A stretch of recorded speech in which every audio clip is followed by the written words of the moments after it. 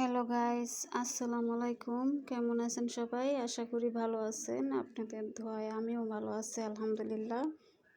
আজ আমি আপনাদেরকে মাসকলাইর ডাল রান্না করে দেখাবো মাছের মাথা দিয়ে।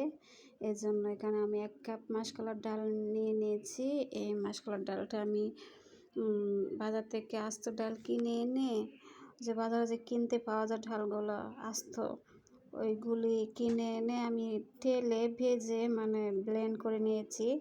আমি পুরা পাউডার করে নিইনি, আমি আধা ভাঙা করে নিয়েছি, একটু গুটি গুটি আছে।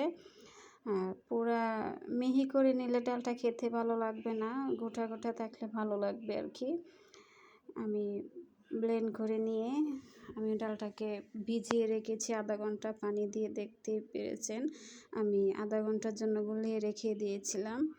দিয়ে এখন আমি রান্না করতে চলে আসলাম। আমি চুলায় একটা কড়াই বসিয়ে দিয়ে তেজপাতা, পেঁয়াজ আর তেল দিয়ে আমি এখন পেঁয়াজটাকে ভেজে নেব।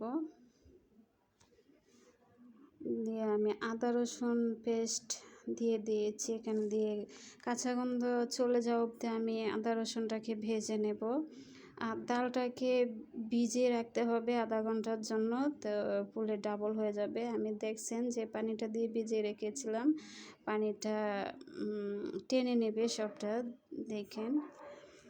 এখন আমি পানি দিয়ে আমি গুঁড়া মশলাটা দিয়ে দেবো। এখানে দিয়ে দিয়েছি মরিচের গুঁড়া, দিয়ে দিয়েছি ধনিয়া গুঁড়া, দিয়ে দিয়েছি হলুদের গুঁড়া, এখন দিয়ে দেব জিরা গুঁড়া। দিয়ে আমি মশলাটাকে ভালো করে কষিয়ে নেব, একদম ভালো করে কষিয়ে নেব। এখন দিয়ে দেব লবণ, দিয়ে আমি নেড়ে চেড়ে মশলাটাকে কষিয়ে নেব।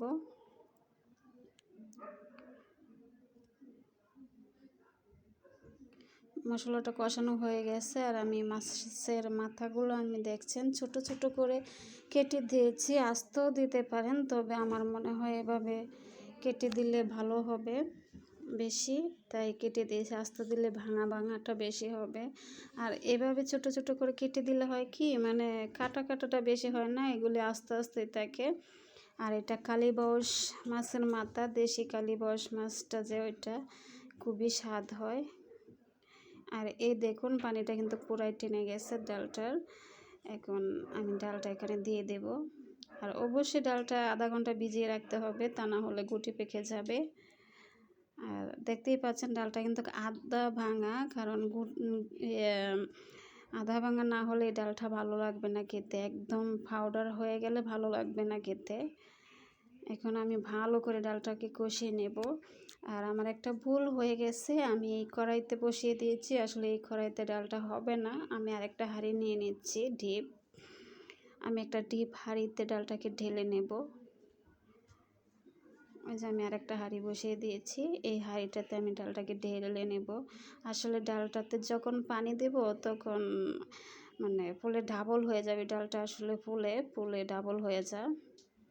আর এই ডালটা খেতে অসম্ভব মজা হয়, আর এই ডালটা খুবই ভালো ছিল, একদম দেশি, হাইব্রিড না। আর শীতের মধ্যে তো মাসকলাইয়ের ডাল খুব মজাই হয় খেতে। আর এই ডালটা খুবই মজা হয়েছিল খেতে। আর এটা কালীবাউস মাছ, দেশি কালীবাউস মাছ, এটা চাষের না, ওই বিলের মাছগুলা, এই জন্য আর বেশি টেস্ট হয়েছিল খেতে আর কি।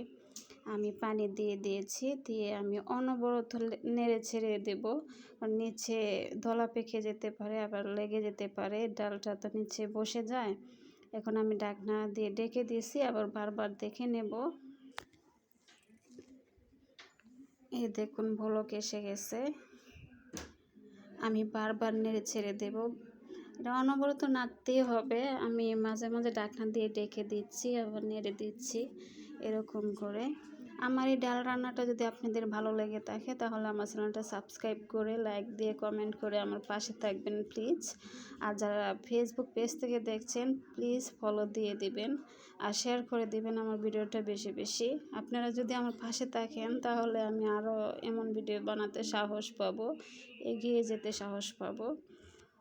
এই যে আমি এই পর্যায়ে এসে আমি তেতো করা 4-5টা পেঁয়াজ দিয়ে দিয়েছি এখানে, ছোট ছোট মাঝারি ধরনের পেঁয়াজ, আর তেতো করা কাঁচামরিচ 8-10টা দিয়ে দিয়েছি এখানে।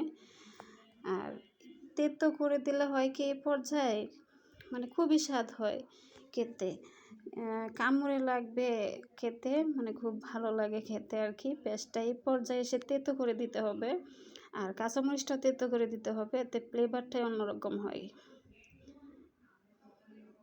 আমি পেঁয়াজটা দিয়ে আমি আরও 10-12 মিনিট আমি রান্না করে নিয়েছি। আর কি বলবো গাইস, খুবই মজার হয়েছিল এই ডালটা খেতে। আপনারা যারা মূল্যবান সময় দিয়ে আমার ভিডিওটা দেখছেন, আপনাদের সকলকে অনেক অনেক ধন্যবাদ। আর যারা সাবস্ক্রাইব করে দিয়েছেন, আপনাদেরকে অনেক অনেক ধন্যবাদ।